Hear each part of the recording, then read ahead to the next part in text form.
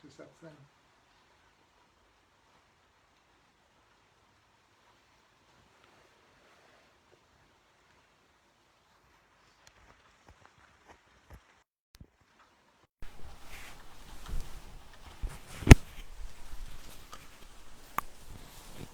So we hope that this time the mic situation works for the friends who listen to us. All the friends around the world, a warm welcome. Today is a very special day, no? It's Osho's birthday. Yeah.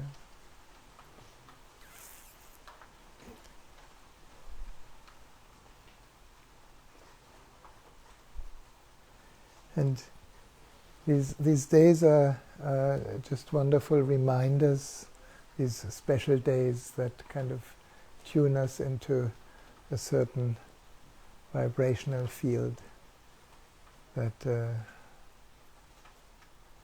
we're actually always sitting in, but we don't notice it because we're so busy with our story.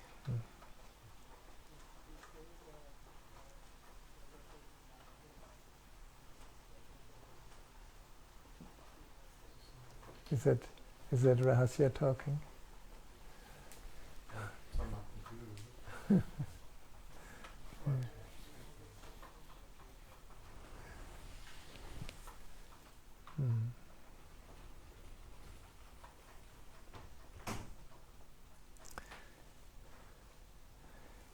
I was 6 days in the south, flying to Melbourne and then visiting the Wilson's promontory, which is the most southerly part of Australia, mainland. Very, very beautiful. And for me it was very interesting, to come through Melbourne where so many people were in lockdown for so long. And it was just a few days that they are free, and there was so much celebration, so much openness, so much joy and gratitude that Australia did such a great job. Suddenly the whole suffering was, giving way to gratitude.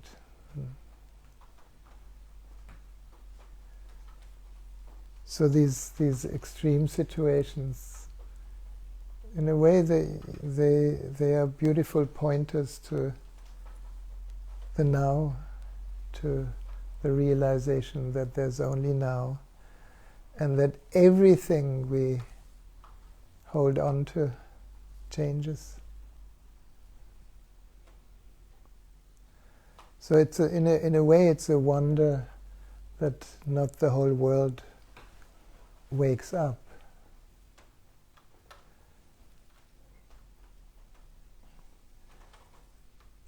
If the whole world is so confronted with sickness and death, wouldn't it be really logical, helpful, important, essential to find out what doesn't die? To find out who we truly are.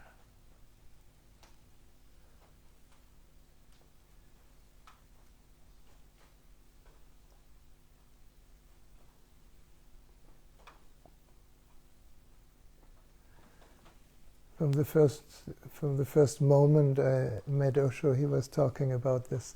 I didn't understand it at the time. I was very much into becoming, into a better moment once I have achieved this and this and this and this and this. And Osho and many other, I call them real teachers, have been pointing from the very beginning to that which is so obvious, and yet it is overlooked and creates so much suffering because it's not seen. Who we are is not seen. Who we truly are is overlooked. Who we truly are is, in a way, put aside for an illusion.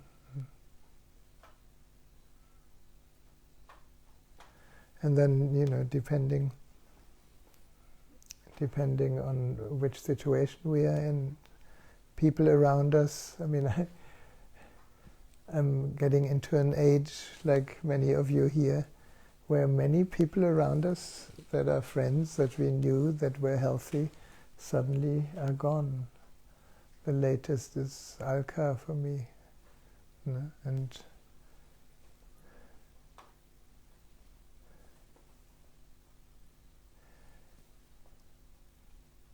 I think when somebody close to us dies, we are confronted directly whether we are actually residing in the truth of who we are, or whether we recognize, my God, body goes. Our body goes, everybody goes. Anything we hold on to that comes and goes creates suffering. Wouldn't it be incredibly important to find out what is not coming and going?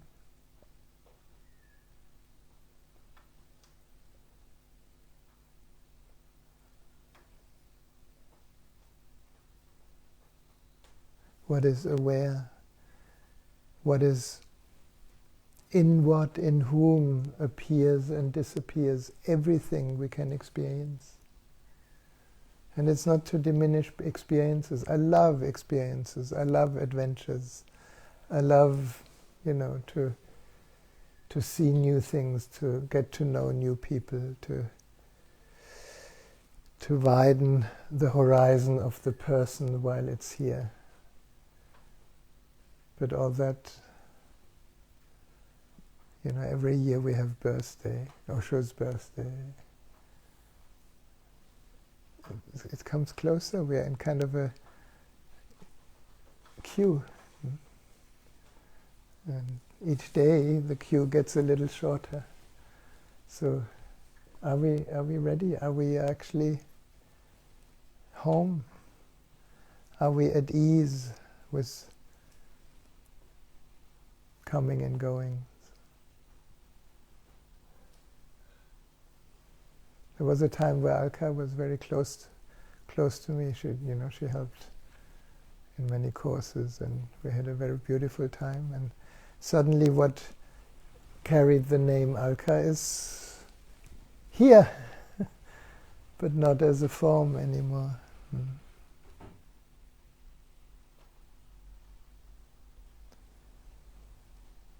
So for me, to sit in satsang, you are really just an excuse, I'm sorry.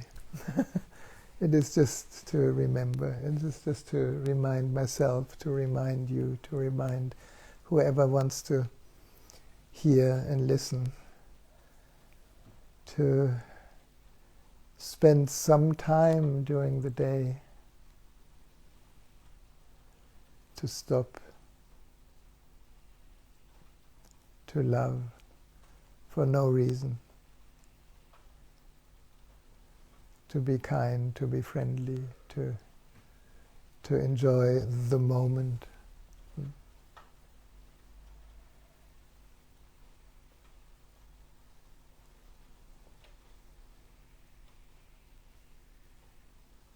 We were in a taxi to the airport from Melbourne yesterday, and it was so sweet. There was this Indian, Speedy Gonzalez, that was driving us. He came fresh from Bangalore. He was a CEO from some companies, and his wife was a CEO from companies. And they just felt they need to change and move, and got lucky to get immigration to Australia, and everything completely new, and every dream went down the drain, and he ended up driving taxi, the great CEO, and he was so happy.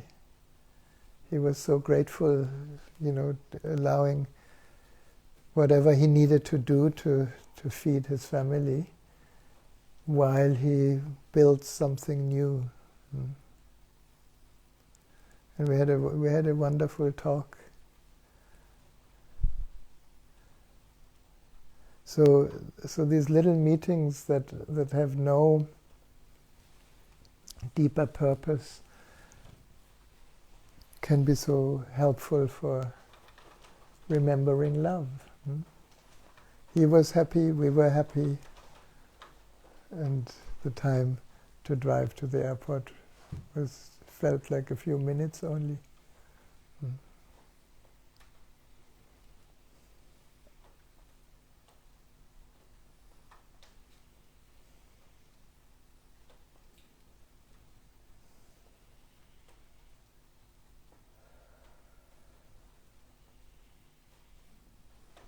And we are so lucky here. Nature speaks the stillness all the time.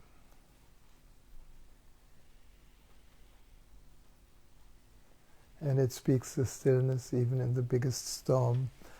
It was so cold down in Wilson's Prom. It was really like winter. We were in our winter coats and beanies and gloves, and the Southern Ocean wind was howling 50, 60 knots.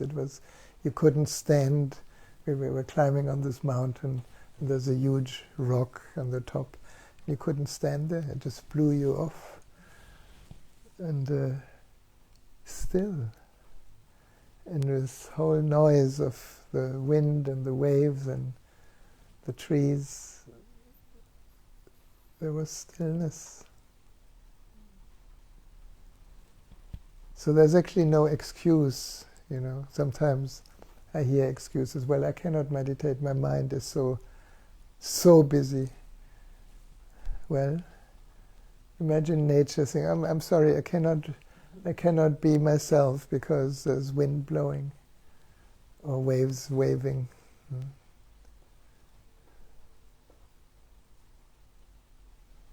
And just this little twist. Okay, who is aware of this mind blowing? There must be somebody before the mind. There must be something.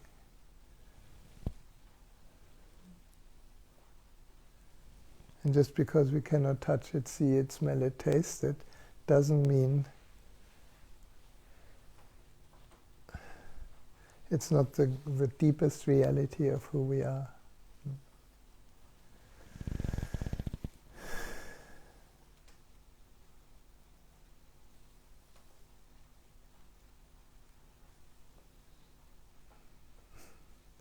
City is a funny thing.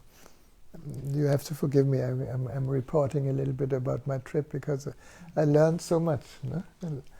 And among others, there was this beautiful bookshop with these cards, and on every card was some kind of a joking saying that had a deep truth in it. And one of the cards, this is for us who have birthday, I had birthday yesterday, and the number doesn't make sense. So I can't remember exactly the words, but the words were somehow, don't you notice that everyone around you looks older and older except you?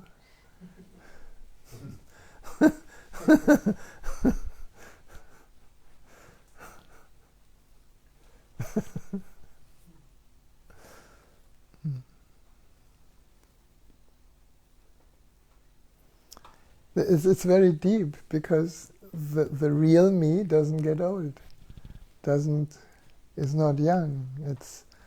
It's eternal. It's fresh. It's open, it's space.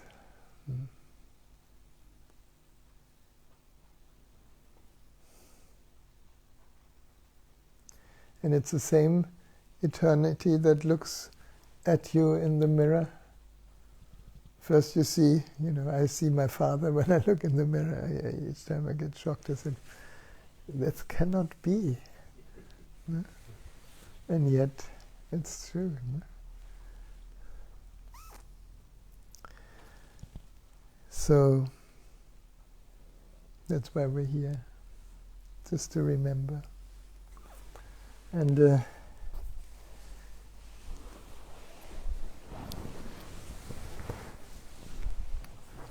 today, a light pink quintessence came. I was wondering, what is this day, where Osho's birthday is celebrated. It's in the minds of many. And the poor man, the beautiful man, has been speaking 35 years, just pointing to the truth. And how many people got it? How many people are still searching? How many people are still postponing whatever they heard because something else is more important?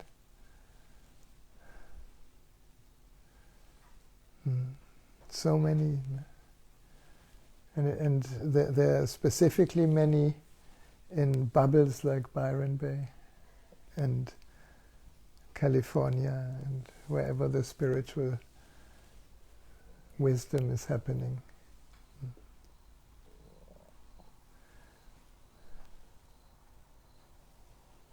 How many people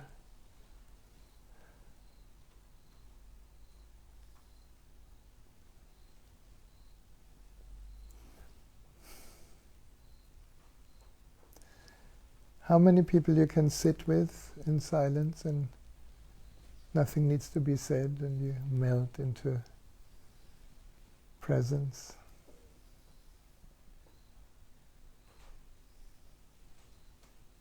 Regardless of COVID story or other stories.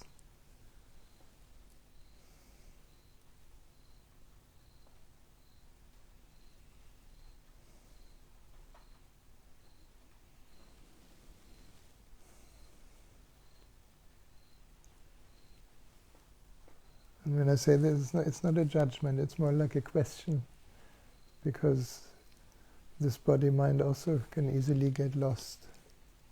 Lost in activity, lost in things we have to do, lost in plans, lost in the next moment.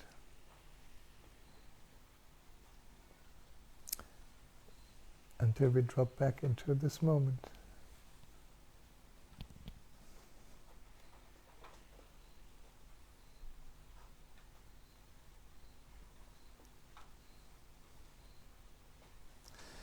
So the quintessence that came today was Pallas Athene. Pallas Athene is the goddess of the temple. No? She's the guardian of the city of Athens with the Acropolis. And what does that mean, really? It means that this body is the temple. That everything that expresses itself through this body can only be the voice of the divine. It's not arrogance, it's actually reality. And if we can see each other through these eyes, then all these opinions fall flat. All these ideas we have about anybody fall flat. All judgments fall flat. All we begin to see is divine expressions in an absolutely unique form.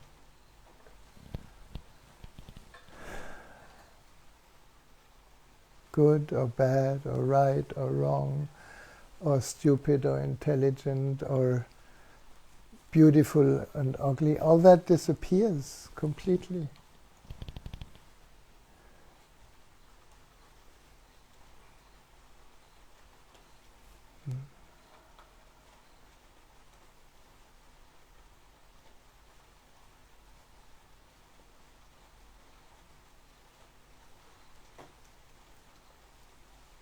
So, body, our temple, senses, doorways into the temple, thoughts, creative thoughts, expression of beauty.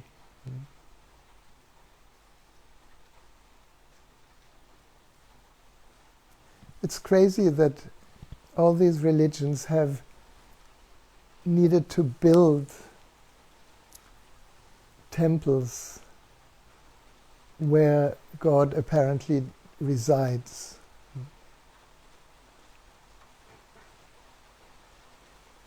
And He's sitting here. And He's reigning. And He or she or whatever God is not a He or a she. It is divinity everywhere. And it becomes more obvious when you come from a city into nature. The city is a crazy thing. I haven't been to a city for a long time, so suddenly be surrounded just by concrete.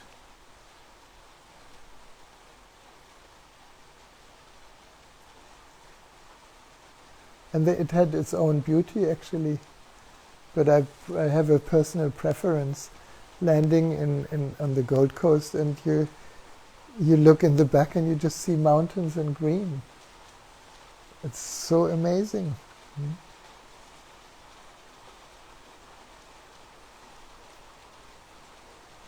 And the blessings shower.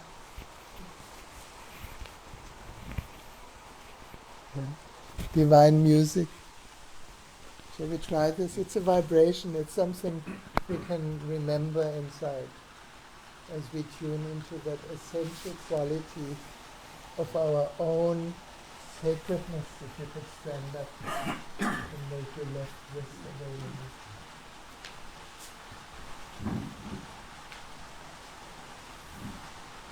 Rahasya.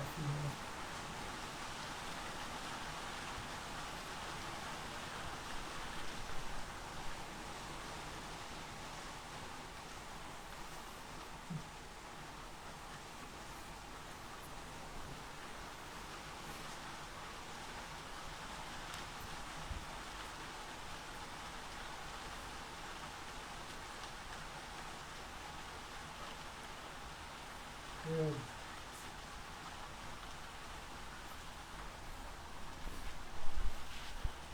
Then you can rub your wrists together and close your eyes.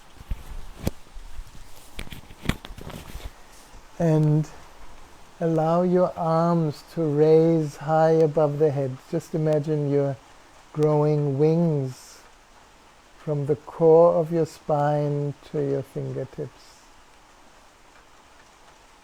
Just become the angel that you actually are.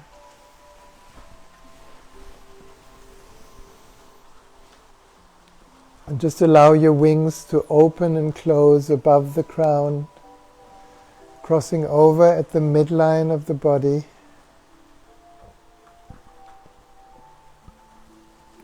Bringing the vibration of Palas Athene, of the recognition of every form as a temple for the divine, into all the layers of the aura.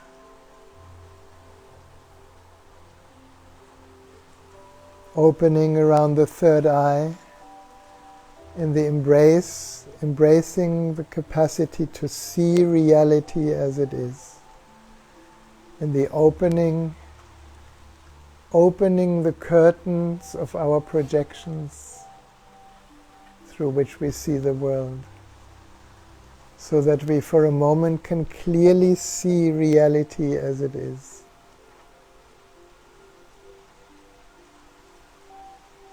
Then opening your wings around the throat, pulling aside the curtain of all our beliefs, positive and negative beliefs. Opening the space of not knowing, from where all creativity arises. And then embracing and opening around the heart, drawing the curtain of all our shoulds and should nots, and embracing our innocence, that open, innocent heart that loves to share. And for a moment allowing your wings to rest over your heart,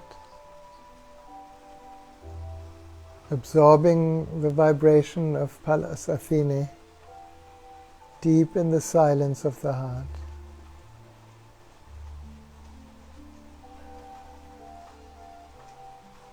And perhaps you can feel your heart respond to this vibration.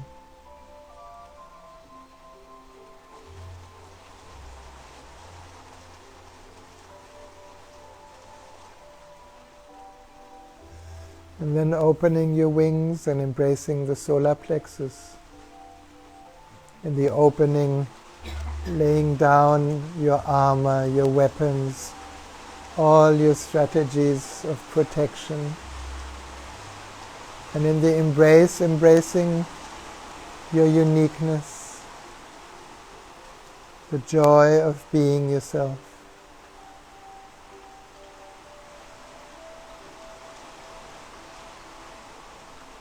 And then opening and embracing your second chakra, the lower belly.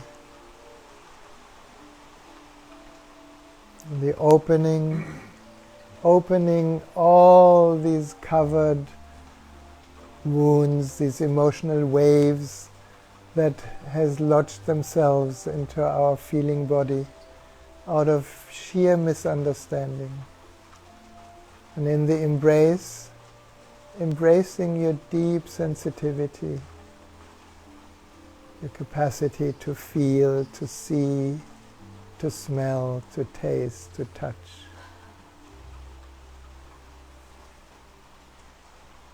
And then to the first chakra, in the opening to life in this body. And in the embrace, embracing this wonderful body as the temple for the divine. You may have heard this phrase that the divine doesn't have any other arms than yours, any other eyes than yours, any other ears than yours. So honor it. And along the legs, all the way down,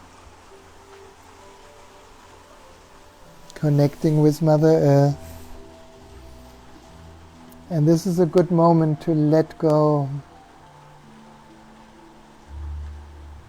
Whatever you thought you were, just let it go. Any identification, just give it to the earth. And be surprised that when you let go of everything you know, you're still here.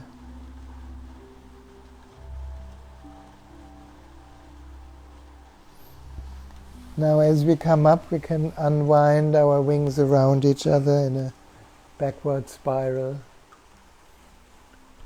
unwinding any residues of the holding fibers of the mind,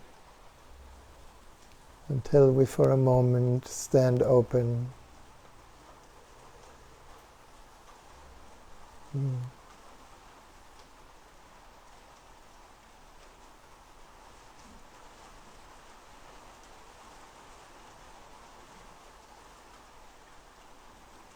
Then you can bring your palms together, the wrists close to your nostrils.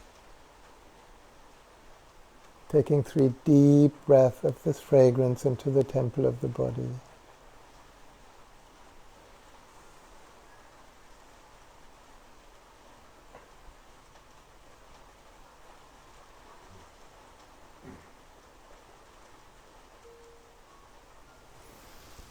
Very good. And then we can sit down.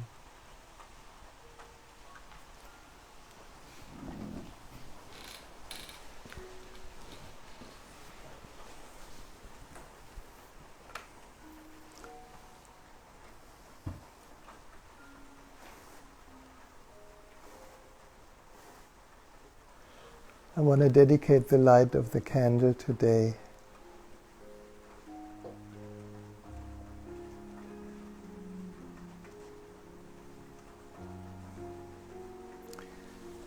to the sacredness of all form. Oops.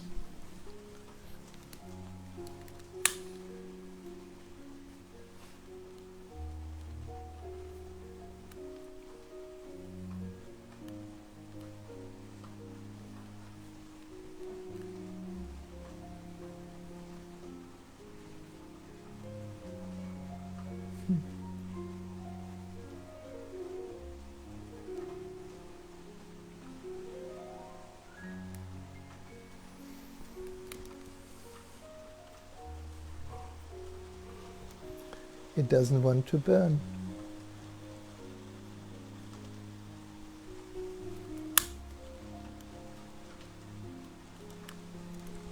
Good.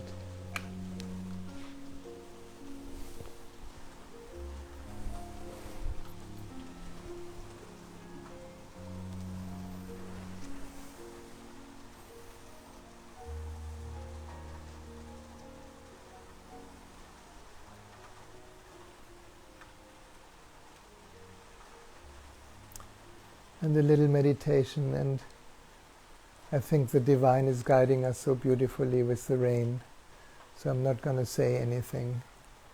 Let every raindrop sing mantras to you. Listen carefully what the rain has to say. Let it in. We're going to sit for a while.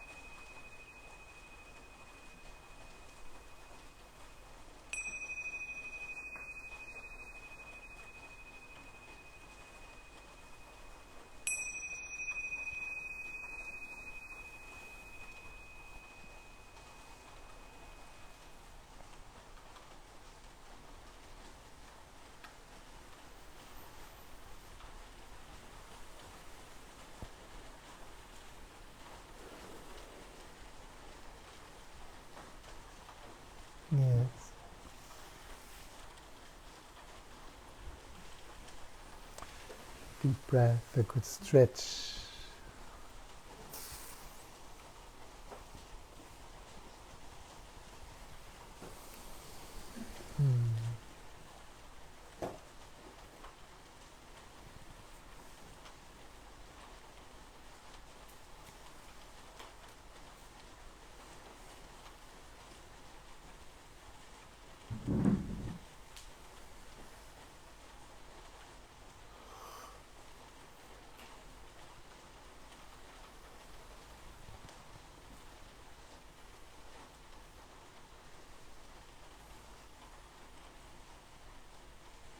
It's nice with the rain, no?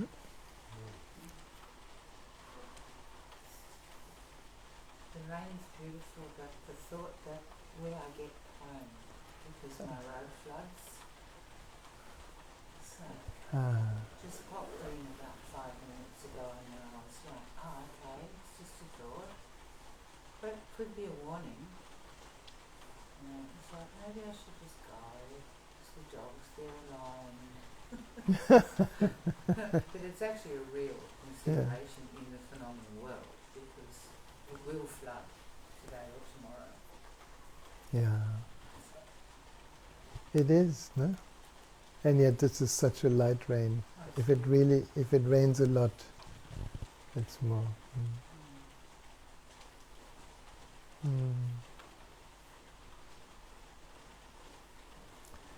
Yes.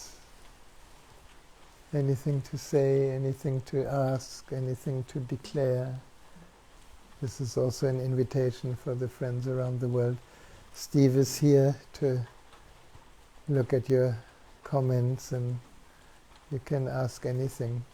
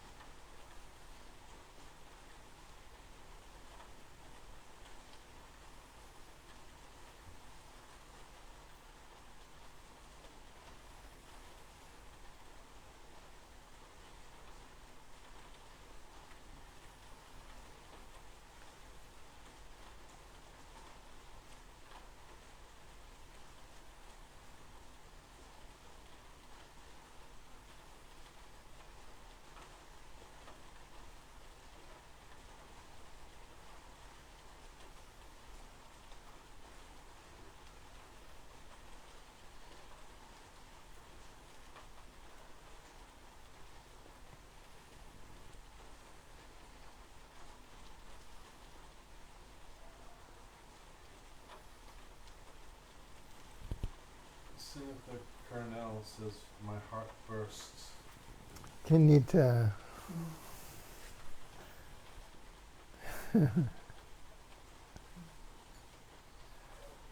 Your heart bursts, my heart bursts too.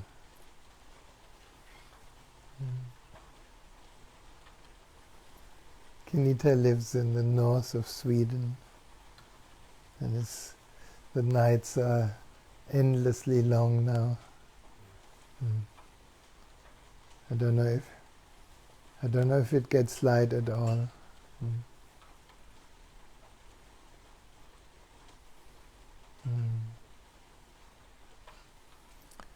Kenita used to organize the Tantra for Couples courses for many, many years.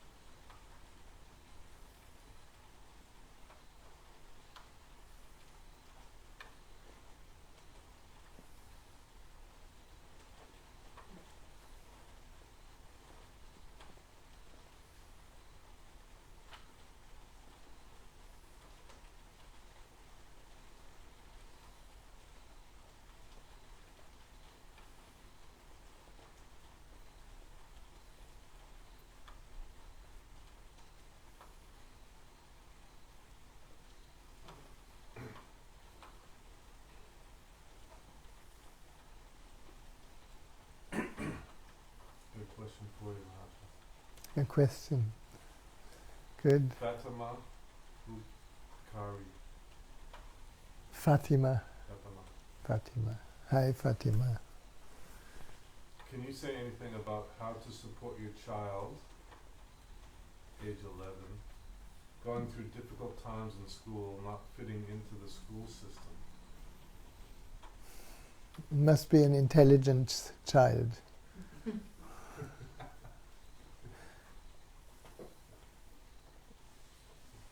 I think no child or grown up fits into the school system or any system.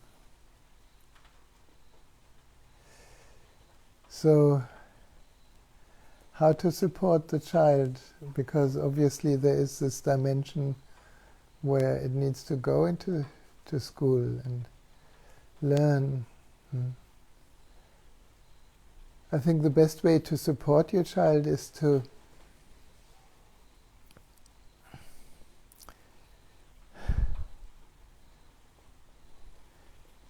make him or her see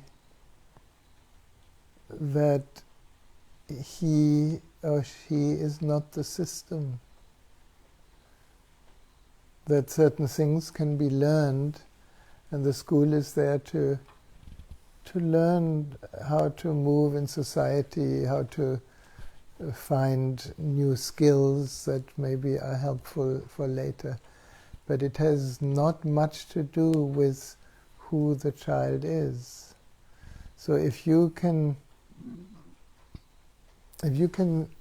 treat your child as a friend, where you understand, well, to fit in any kind of system is not really our nature, because we are absolutely unique beings. So to fitting into an external system is challenging for everyone, until we see it is just another role, another aspect of life that can be enjoyed. If it's taken too seriously, if what happens to many people is that they get identified with what they need to learn or what they need to achieve, or identified with a goal. And the whole educational system works like this. It's goal-oriented. It is giving you the idea that this moment is not enough.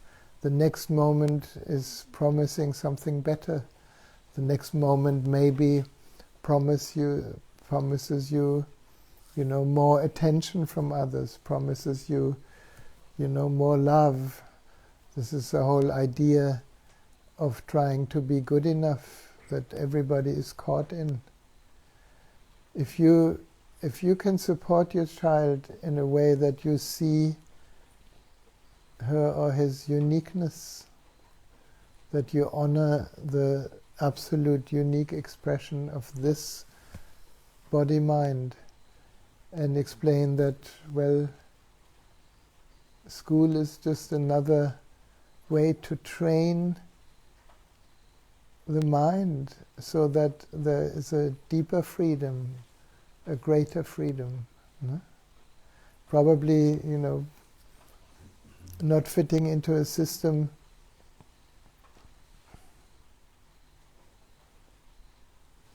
Let's see. Who felt you don't fit into the system of school? Okay, this is kind of more than half. So you're not alone.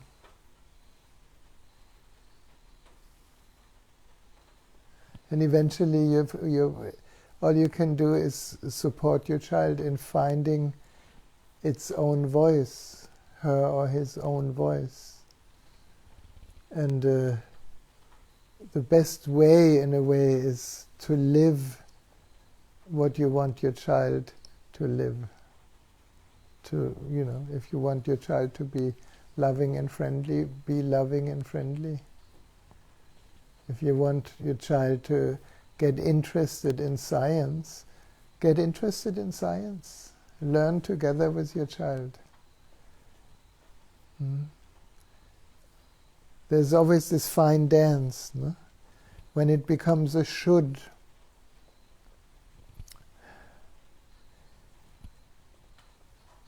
In many educational systems, I don't know where you are, Fatima, if you're in Australia or in another country. It's like any educational system wants to make somebody out of you. Attempts to give you an identity. Or at least, I remember when I was in school and learning, I wanted to be the best. Why? Because that would give me attention, that would give me love, that would give me praise. So we learn to kind of make ourselves dependent from other people, of other people's opinions, to get a sense of self-worth. She's in Sweden. Fatima, you're in Sweden, yeah. Well, Sweden is a beautiful, quite open country on the school level. If you can if you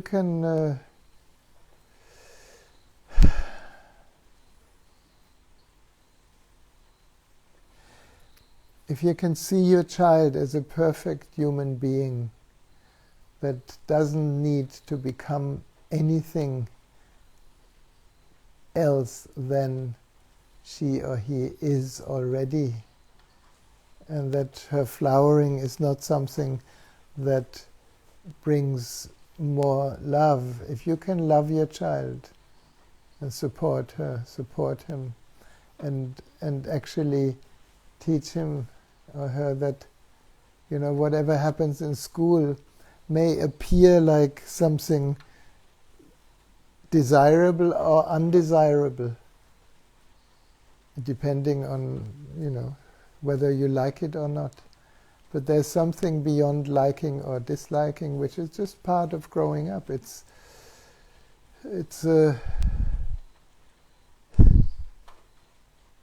when I look at myself, it's like my brother, he hated school, and I enjoyed learning.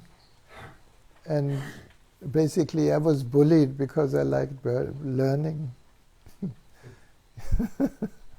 No? And everybody judged my brother because he left school before ending school. Everybody made him guilty and told him that he's not gonna, you know, become successful, and that he's missing a great chance. And he leads an incredible, beautiful and open and free life, just doing what he enjoys to do, and that is putting beautiful horseshoes on horses. It's called a blacksmith, no? Or something. No? And he became a horse whisperer because he loves horses. No? Everybody was condemning him because he should be in school. So make a priority that you see your child as a human being that has his or her own journey, and you support through your own example and through giving your child as much freedom as possible, as much responsibility as possible. Yeah? The boys from Morocco. The boys from Morocco, yeah. Well, Morocco is again a different culture, no? So there's so many different influences, and all I can say is help your boy in honoring who he already is, in valuing who he is, in loving who he is, rather than falling into the trap, well, I only love you, or if you're good enough, I only give you attention if you fulfill my expectations. The boy, you know, he has his own life. We don't know what he needs to kind of find in this life. This is his journey. And as you love him more unconditionally, he will go through the more difficult phase. He will find his own way. And your love will be an anchor then. That's all I can say. And I know it's a very difficult situation. We've been, on my journey, I've been invited to do different families with children. And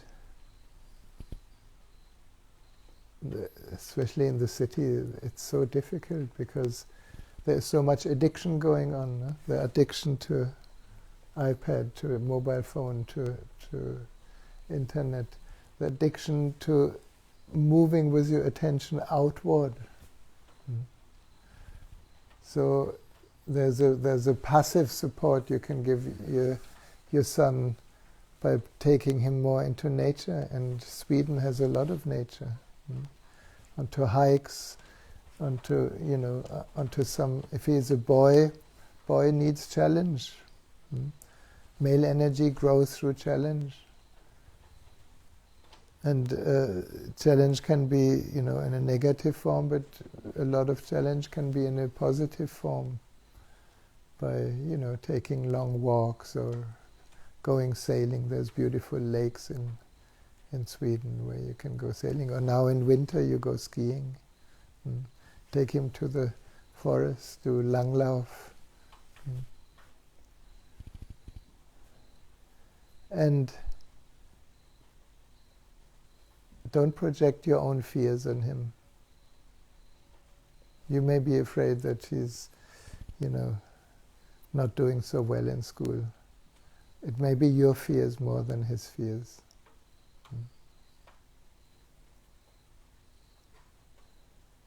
I think that's all I can say. It's if we understand that children don't belong to us, they come maybe through us, and then they have their own journey, and all we can do is support and gently give them perhaps a direction that worked for us without imposing it, which is very difficult. So I'm glad my parenthood is over.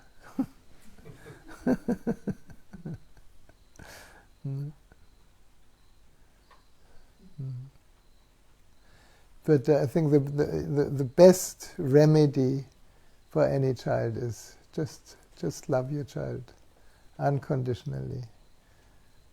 Forget how he should be. See him who he is. That's what I can say. Okay? Tak.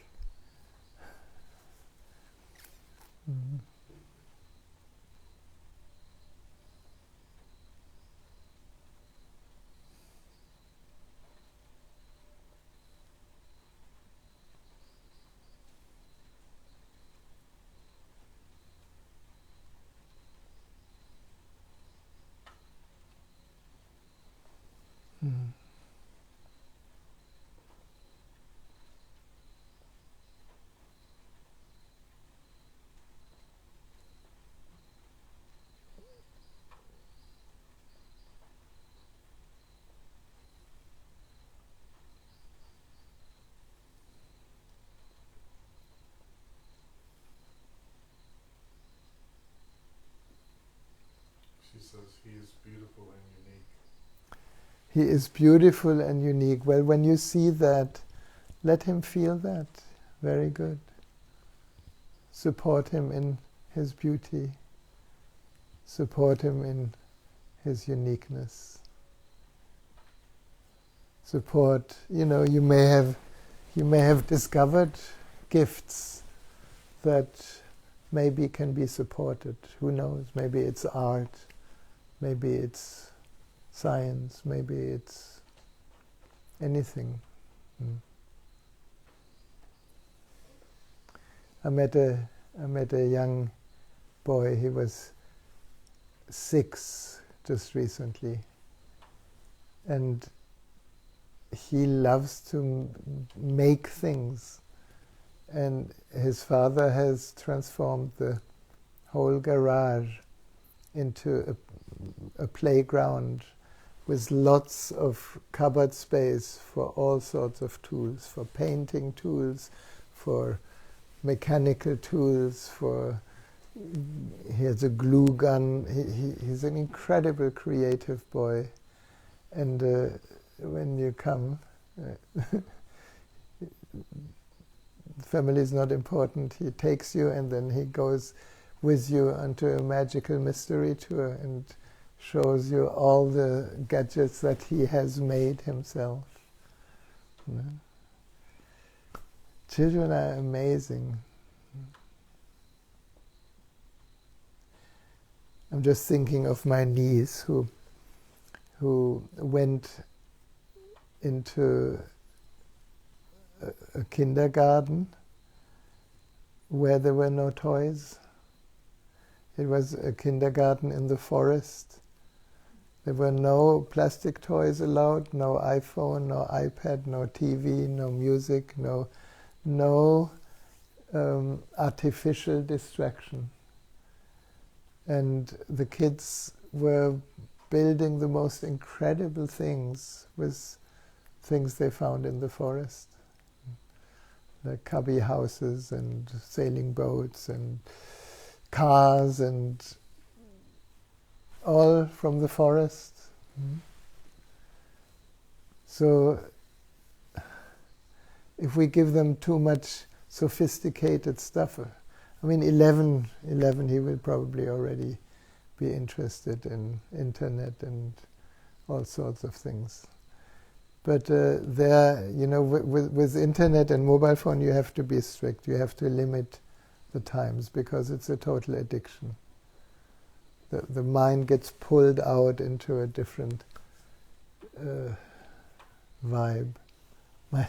My grandson, he was for a visit for 4 days to another family where the kids were free to look TV and watch iPad. And that's all he did for 4 days. And after that, when he came back here, he was absolutely impossible. He was totally moody, he was crying, he was nagging, he was throwing tantrums. He was a totally different person. He was not himself anymore. He was kind of like an addict looking for his drug. You know? And it took 3-4 days until he settled back into his normal being. So these things, as parents, you can be aware of. And then you need to be inventive rather than making him feel wrong, you know, offering alternative possibilities.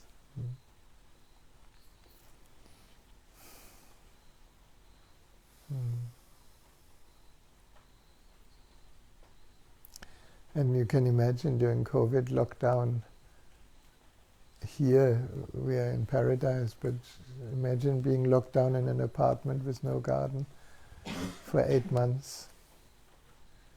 You have to be very inventive that it's possible.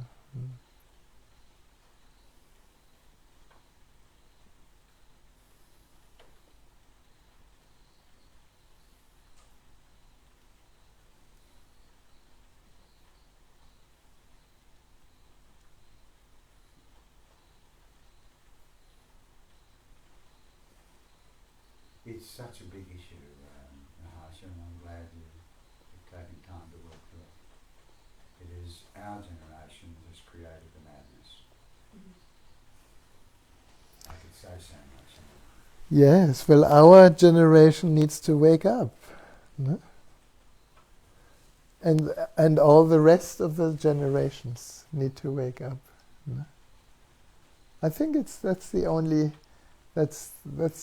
possibility. No? Consciousness awakening to itself. I mean, that's why we're here.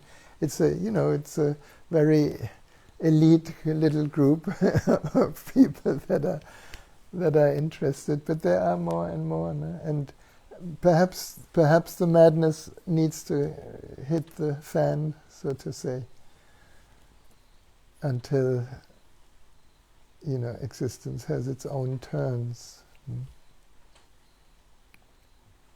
And we can only go according to our own understanding. No? When you recognize yourself that maybe you have become an addict to your phone, then put your phone away for a week. I just did that. That's quite amazing, Just don't touch it. The mind goes, oh, but people need to reach me and da-da-da-da. Well, people can't reach you.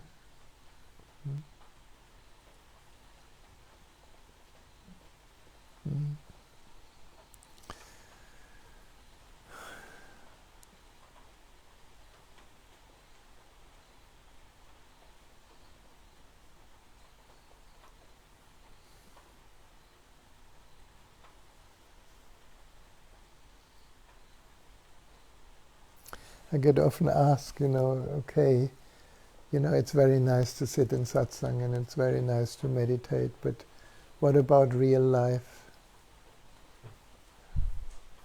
And I hear myself say, well, this is real life.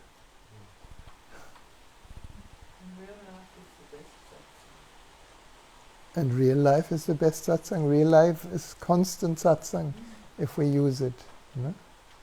If we are here,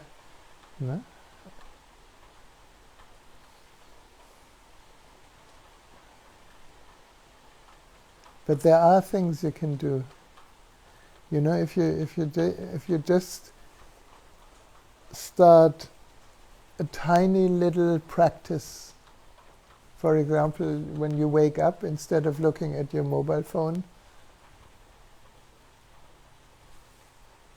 read a quote from Osho or from any other beautiful master. Begin your day with wisdom.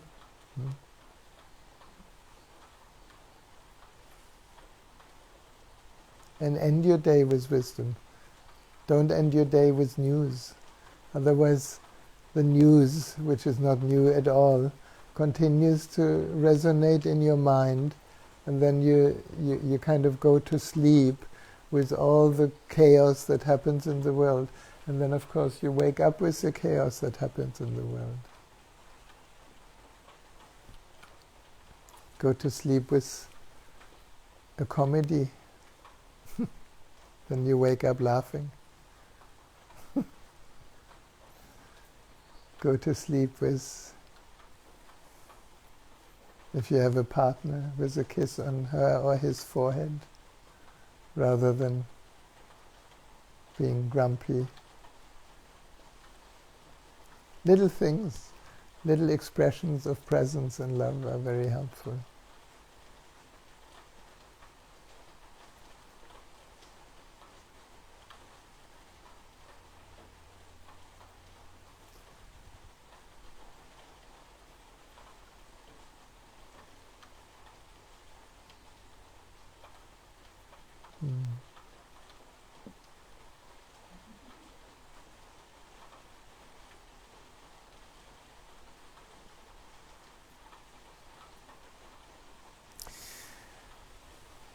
Yes.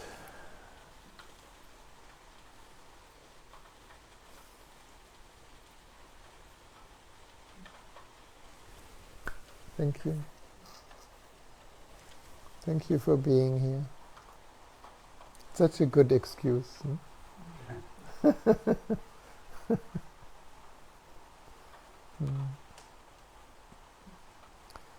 thank you for joining us around the world.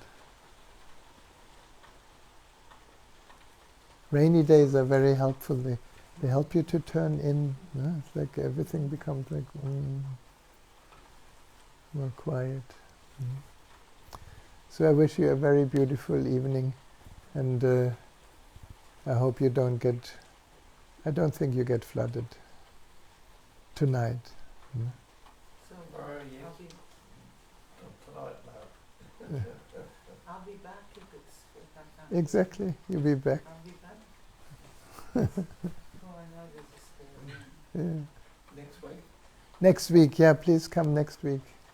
Next week and the week that followed. Today The week that follows, just so you know, is Christmas Day. is Christmas Day. Next week is the 18th. Yeah. I'm leaving from Melbourne that day, so just know that Uh-huh. the following week you might not want to do it. I don't know. Christmas Day, that's the 25th. That's the one. That's a good, that's, I mean, that's a great day. For that's a Satsang. great day for satsang. No? I was thinking of your grandchildren. For Christmas Day. Anyway, so next Friday for sure. I'm very inclined to have satsang on Christmas Day. You know, the Christ is born. We need to celebrate that and born the Christ, give birth to the Christ within. No? Next Friday is Christmas, huh? 2 weeks from today? 2 weeks. Mm. Anyway, That's quick. have a wonderful evening. Thank you. Be safe. Thank you. Stay awake. Thank you. Stay Oh, loving. Can I sleep later? You can stay awake in your sleep. Later.